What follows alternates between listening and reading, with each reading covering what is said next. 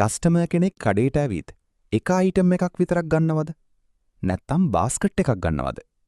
මේක small shop එකකටත් ගොඩක් වැදගත් නම්බර් එකක්. ගොඩක් ෂොප් ඕනර්ස්ලා බලන්නේ අද කොච්චර විකුණුවද කියලා. ඒක හොඳයි.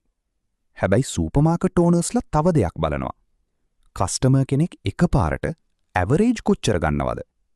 මේකට කියන්නේ බාස්කට් වැලියු. බාස්කට් වැලියු කියන්නේ කස්ටමර් කෙනෙක් බිල් එකකට ගෙවන ඇවරේජ් amount එක. ඒක බලන්න POS මැෂින් ඕනේ නෑ. දවසේ බිල්ස් 10ක් රැන්ඩම් ගන්න. ඒ බිල්ස් 10 එකතු කරන්න. ඊට පස්සේ 10න් ඩිවයිඩ් කරන්න. එතකොට ඇවරේජ් බාස්කට් වැලියු එක පේනවා.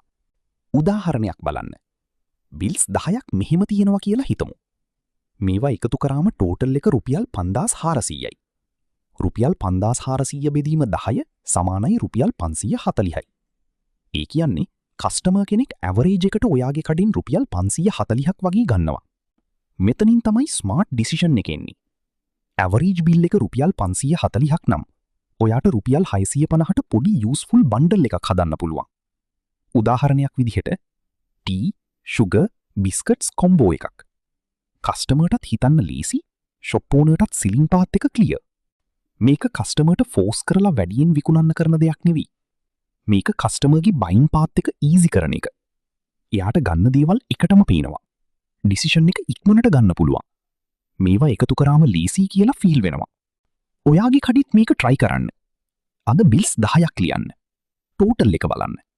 ඇවරේජ් බාස්කට් වැලියු එක හදාගන්න. ඊට පස්සේ ඒ ඇවරේජ් එකට වඩා පොඩ්ඩක් වැඩි බන්ඩල් එකක් ටෙස්ට් කරන්න. රුපියල් 500 ඇවරේජ් නම් රුපියල් 650 බන්ඩල් එකක්. රුපියල් 800 ඇවරේජ් නම් රුපියල් 950 බන්ඩල් එකක්. හරි ස්ටෙප් එකේ අපි කියන්නේ බිස්නස් ඩිසිෂන් එක ගෙස් කරලා ගන්න එපා කියලා කියන්නේ. කැල්කියුලේටර් එකකින් පොතින් සිම්පල් නම්බර්ස් බලලා කස්ටමර් කොච්චර ගන්නවද, මොන අයිටම්ස් එකට යනවද, මොන බන්ඩල් එක යූස්ෆුල් වෙයිද කියලා හොයාගන්න පුළුවන්. මතක තියාගන්න. කස්ටමර් එක අයිටම් එකක් ගන්නවත් හරි විදිහට ඇරේන්ජ් කළොත් බාස්කට් එකක් ගන්න පුළුවන්. පොඩි කැල්කියුලේෂන් එකක්, ලොකු ඩිසිෂන් එකක්. හරි ස්ටෙප්. පොඩි ඩිසිෂන්, ලොකු ඩිෆරන්ස්.